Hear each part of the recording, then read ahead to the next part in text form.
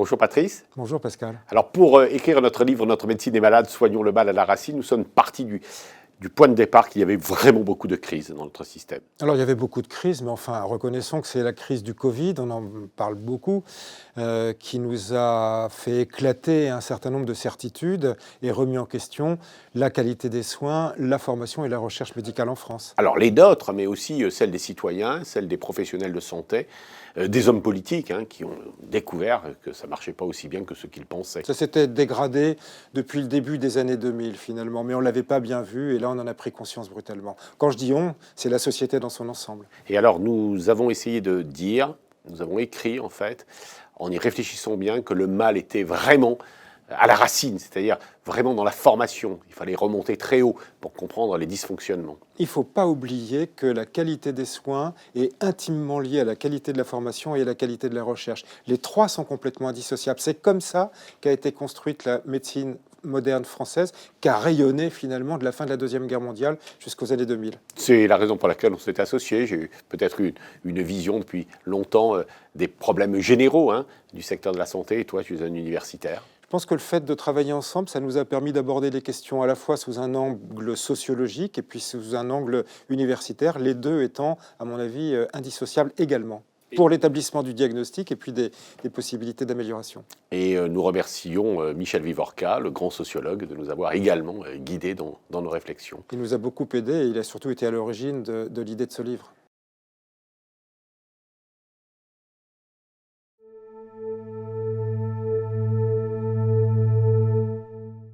Les médecins sont au cœur de la cité, ils sont au cœur de notre ouvrage aussi. On repart de l'histoire de la santé dans notre pays en remontant jusqu'au Moyen-Âge et puis on insiste beaucoup sur 1958, les réformes de Bray, la constitution des centres hospitaliers et universitaires.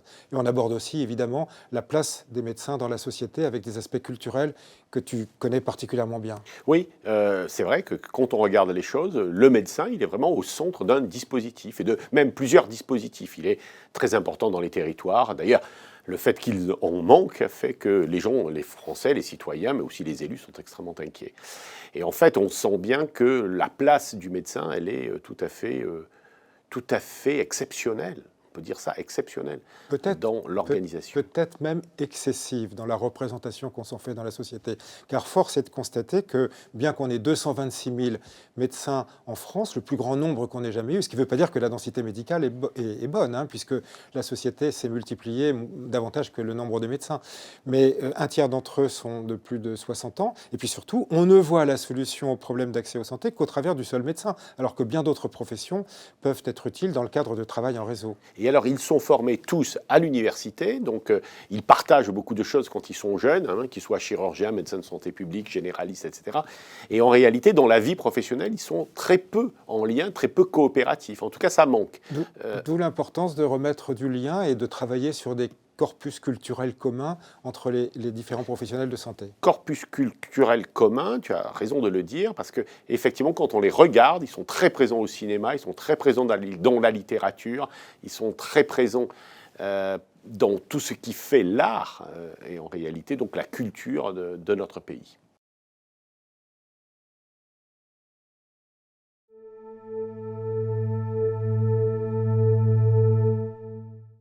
Nous parlons en fait également dans ce livre des grands troubles de la médecine, parce qu'en réalité, la médecine est fondée sur évidemment la vérité par l'épreuve, l'évidence base de médecine. Et en fait, ça devrait être assez naturel pour tout le monde. En fait, on se rend compte que des problèmes naissent. Il y a beaucoup de difficultés. Il y a des crises, d'abord. Il y a des crises systémiques, des crises vraiment douloureuses. Il y a celle du Covid, mais enfin, il y a aussi des crises de dysfonctionnement. Il y a eu le laboratoire Servier, il y a les EHPAD, enfin, etc. Il y en a beaucoup. Et puis, il y a même une contestation, parfois, de la science et de la recherche par les citoyens. On l'a vu avec la vaccination. Ça nous a quand même beaucoup marqué. C'est sûr que la crise du Covid, ça a été l'occasion d'entendre des fake news sur toutes les chaînes de télévision et ça nous a interrogés sur la notion d'expertise en fait dans le domaine. Je crois que le sujet aussi dans notre pays, c'est l'organisation de ce qu'on appelle la santé publique, c'est-à-dire la réflexion politique, sociale, sociétale sur les objectifs qu'on se donne pour la santé de nos concitoyens. Je pense que cette réflexion n'est pas convenablement conduite aujourd'hui, du fait de la multiplication des structures qui s'en occupent et de l'incapacité dans laquelle on est aujourd'hui, nous citoyens, de dire ce que sont les objectifs dans notre pays à 10 ou 15 ans. Sachant que quand même, au sommet de tout, il y a l'État. Pas seul, hein, il y a les citoyens, il y a les médecins, les professionnels, il y a la presse, les journalistes, etc. Mais enfin, il y a l'État puissant, l'État omnipotent, et qui règle tout, qui voudrait tout régler, et pourtant, c'est là aussi que ça dysfonctionne. L'État qui, par exemple, a déterminé pendant très très longtemps, d'une façon assez verticale, le nombre de médecins à former, ce qu'on appelait le numerus clausus, qui a descendu en 1993 à un minimum de 3500. Finalement, comment peut-on imaginer qu'en formant 3500 médecins, on réponde aux besoins 20 ans, 15 à 20 ans plus tard, ce qui est la constante de temps?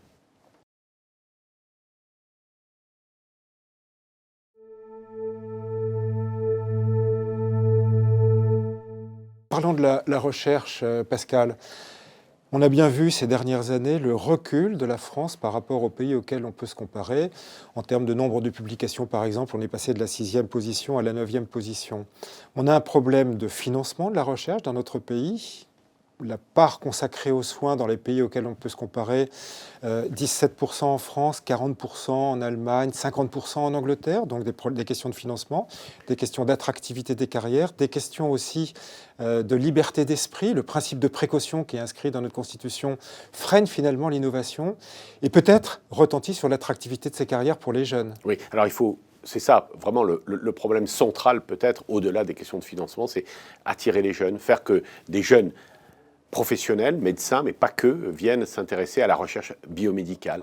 Et notamment avec les meilleurs centres, d'ailleurs, le font, c'est-à-dire attirer au-delà de médecins d'autres jeunes qui sont intéressés par les mathématiques, par la physique, etc., et qui peuvent développer tout ce qui aujourd'hui fait la médecine moderne, c'est-à-dire cette médecine avec des données, des data, etc., capables des data scientistes, par exemple. C'est la pluridisciplinarité qu'apporte l'université et qu'il faut réinjecter dans ces fameux centres hospitaliers et universitaires. La part de l'université est trop en retrait et finalement, ça conduit à rétrécir le champ intellectuel et donc l'innovation et le progrès de la médecine. Et faire que l'on ait des médecins et des soignants qui soient aussi cultivés. Hein. Absolument.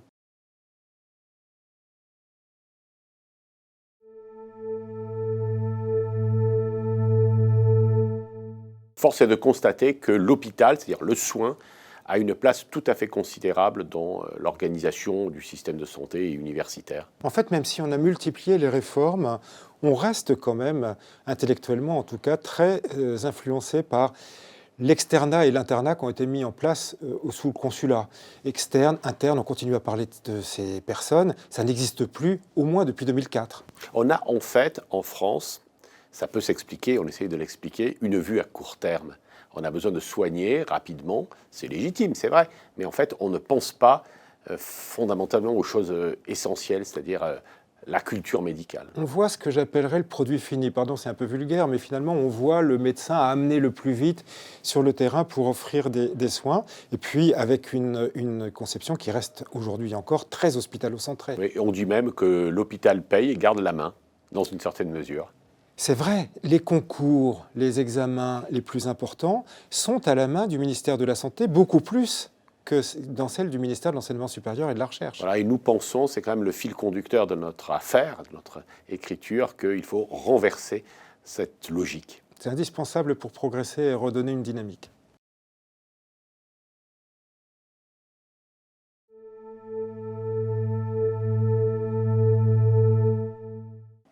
Aux origines de bien des difficultés, c'est-à-dire la tête de nos chapitres, c'est la formation des médecins. Oui, avec le regard qu'on porte sur les médecins. Aujourd'hui, un grand nombre de professions médicales ou de soins existent et il faut organiser finalement les réseaux de soins en s'appuyant sur le partage des compétences. Alors la vraie question, c'est évidemment de faire venir les médecins chez soi, dans son territoire, hein, dans les déserts médicaux. Et ça, c'est pas facile. Alors, il y a des tas et des tas de tentatives. Alors, il y a deux choses qu'il faut avoir à l'esprit. C'est un, le médecin dans chaque village de notre pays, avec son clocher, etc., c'est terminé. Et pour autant, les déserts médicaux, ça doit se terminer aussi. Donc il faut trouver le bon compromis. Alors on essaye de comprendre pourquoi c'est terminé. Mais parce que, en fait, le profil du jeune médecin, c'est pas celui d'avant. Les médecins ont évolué comme le reste de la société, c'est-à-dire que ce qu'on appelle les déserts qui font fuir donc nos compatriotes n'attirent pas forcément les professionnels de santé. Donc il faut trouver les bons équilibres et puis il faut aussi faire évoluer la formation pour peut-être amener les jeunes à redécouvrir ces territoires vers lesquels ils n'iraient pas spontanément. Oui, et puis on note évidemment que aujourd'hui, le médecin d'aujourd'hui et le médecin de demain sera une jeune femme, à 60% quasiment. Ce qui n'est absolument pas un problème en soi, contrairement à ce qui peut être dit ici ou là. En revanche, on parle beaucoup de l'importance de l'Europe et d'avoir une vision européenne. La France est dans un pays européen, tant pour sa recherche que pour son enseignement, que pour son exercice professionnel. Il faut que les jeunes médecins soient ouverts vers l'Europe. Il faut que les jeunes médecins puissent bouger, et puis il faut arrêter de parler de coercition pour les jeunes médecins. Il faut les encourager à aller découvrir les territoires et engager un dialogue fécond avec eux pour répondre aux besoins de la population et aux difficultés démographiques dans lesquelles on se débat.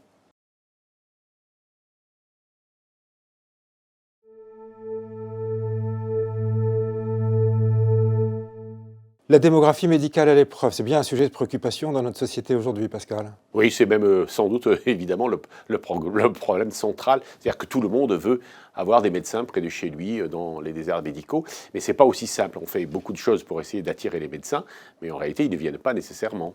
Tout vient quand même aujourd'hui beaucoup de l'établissement du numerus clausus en 1972, qui a conduit à ne former en France que 3500 médecins. Par exemple, en 1993, l'étau a été desserré en 2000, mais il faudra 15 à 20 ans avant que les effets se manifestent. D'où la nécessité qu'il y avait réellement d'augmenter de façon conséquente en 2021, plus 20%, ce qui nous amène à peu près 10 000 étudiants en médecine en France qui rentrent dans les études aujourd'hui. Alors la question est de savoir si ces 20% c'est suffisant, parce qu'évidemment, on ne sait pas ce que ces jeunes médecins vont faire, ce que vont en réalité vouloir faire. Après tout, on est dans un pays libéral, chacun choisit sa vie.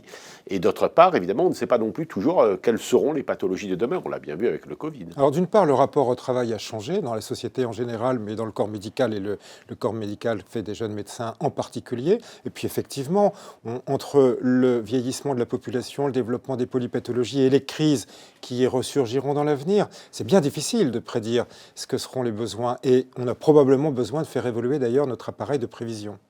Qui est d'ailleurs, que tu as dirigé il y a quelques années, l'ONDPS, l'Observatoire national des professions de santé. Qui est une petite structure et qui a besoin d'être renforcée pour prédire l'avenir et en bâtissant des hypothèses de changements sociétaux.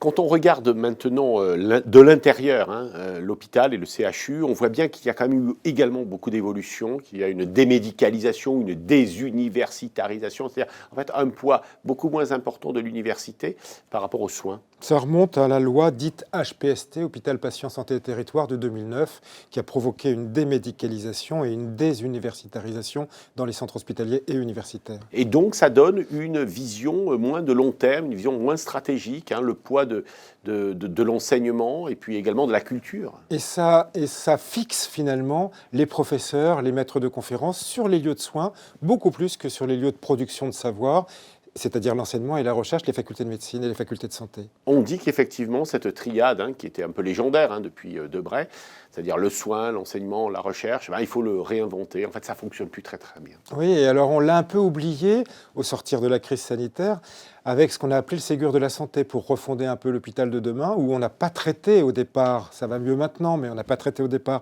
la question hospitalo-universitaire, et ça a des conséquences sur l'attractivité des carrières aujourd'hui, des conséquences très notables, avec des abandons de carrière, alors qu'effectivement c'était quand même quelque chose qui était auparavant très, très attractif. Et alors même si on peut le comprendre, c'est quand même toujours la règle de l'immédiateté, c'est-à-dire en fait le règne de l'immédiateté. C'est-à-dire qu'il faut soigner vite, puis on ne regarde pas très bien comment on soigne, il faut soigner vite.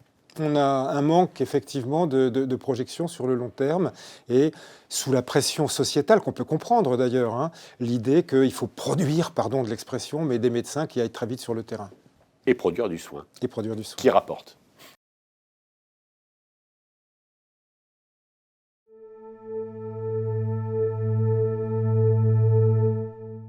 Jeune et déjà docteur. En fait, la question, c'est que sont les étudiants en médecine? Est-ce que ce sont, comme c'est écrit dans le Code de santé publique, des professionnels de santé en formation, ou est-ce que ce sont des étudiants au même titre que les étudiants des autres composantes de l'université? Et en fait, c'est probablement les deux, parce qu'en fait, on a besoin de les former, mais aussi on a besoin, l'hôpital a vraiment besoin qu'ils travaillent. Ah oui, quand il y a une grève d'interne dans l'hôpital est paralysé.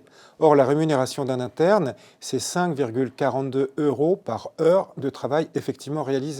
Alors les étudiants ne sont pas toujours très clairs d'ailleurs, parce qu'en réalité, ils veulent bien être étudiants, mais ils veulent également être salariés. Il y a une très forte ambivalence des étudiants. Moi, j'ai connu ça tout au long de mon mandat de doyen, ça fait 10 ans, où j'ai vu des présidents des syndicats revendiquer d'être des étudiants et puis d'autres revendiquer d'être des professionnels de santé et donc être payés davantage, ce qui paraîtrait légitime d'ailleurs. Alors ce qui est également très marquant de cette période, c'est évidemment le malaise des étudiants. Ils travaillent beaucoup. Beaucoup trop sans doute, et puis il y a des risques psychosociaux, il y a des suicides d'étudiants, des suicides de jeunes étudiants en médecine, ce qui évidemment ne peut pas ne pas nous inquiéter. C'est un sujet majeur de préoccupation, hein. Les suicides parmi les étudiants en médecine sont malheureusement plus fréquents que dans toute autre catégorie de la population du même âge. Ça interpelle. Est-ce que c'est lié à la charge mentale? Est-ce que c'est lié à la surcharge de travail? Les réformes des études de santé n'ont peut-être pas été complètement réussies de ce point de vue-là. Et clairement, le chantier n'est pas complètement abouti. Alors évidemment, bon, ils sont jeunes, mais ils travaillent beaucoup, et puis ils travaillent très longtemps. Alors en plus, il y a eu donc la réforme de la médecine générale, et avec une 4e année. Alors là, c'est aussi le but, c'est de mieux les former, hein, un peu comme les autres, mais en fait, ça fait quand même encore une année de plus. Oui, enfin, tu l'as dit, le but, c'est de mieux les former. La médecine générale, c'est probablement la spécialité la plus complexe qui soit. Pourquoi serait-elle enseignable en 3 années, là où il en faut 4 ou 5 dans les autres spécialités? Donc, c'était une nécessité. Maintenant, il faut la construire et ne pas la présenter comme la solution au problème qui consisterait à envoyer des docteurs juniors, on les appelle comme ça, dans les déserts médicaux où il n'y aurait personne pour les enseigner autour d'eux. J'espère que l'on aura compris que l'enseignement, c'est vraiment le cœur du problème de l'organisation de la santé.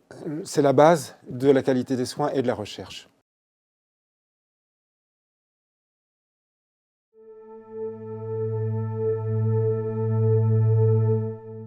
Notre 9e chapitre, presque le dernier, porte sur les réformes des études médicales. Alors il y en a eu beaucoup, mais on s'est quand même beaucoup centré sur la première année, la PASLAS. Et alors d'ailleurs, c'était de bonnes intentions, mais une réforme très chaotique. Alors c'est la dernière qu'on ait conduite, mais c'est celle qui permet l'entrée dans les études de médecine. Elle est très complexe, peut-être trop. On l'a voulu, cette réforme. On l'a voulu parce qu'on a voulu sortir du modèle de reproduction sociale des études médicales qui faisait rentrer des jeunes bacheliers, bac S, mention très bien, ou bien. Mais surtout parce que nous avons vécu, en fait, des concours qui étaient bêtes et méchants. On décrivait la PACES, qui est aujourd'hui presque regrettée par certains, comme une boucherie à l'époque. De tout temps, les études médicales ont été sélectives. Ce n'est pas les seules à être sélectives, mais elles ont été sélectives. Et finalement, la réforme de l'entrée dans les études de santé, elle a surtout été comprise comme la disparition du numerus clausus, alors que ces études restent sélectives et ça participe à la frustration qu'on entend à propos de cette réforme. Alors l'explication aujourd'hui, il faut le reconnaître, de la PASLAS, c'est vraiment très compliqué. Alors ça viendra peut-être avec le temps, mais il nous fallait peut-être, notamment pour les parents qui se sont beaucoup posé des questions, mais il fallait l'expliquer un peu par le menu. Il faut sûrement revoir un certain nombre de choses. Je ne pense pas qu'il faille remettre en question complètement la réforme. Elle a des bons côtés, beaucoup de bons côtés, mais elle est effectivement excessivement complexe et difficile à comprendre, et donc il faut qu'on la simplifie. Combien ça peut mettre de temps, une réforme comme ça, enfin, pour réellement donner des résultats Les réformes, elles sont mises en place à peu près tous les 10 à 15 ans.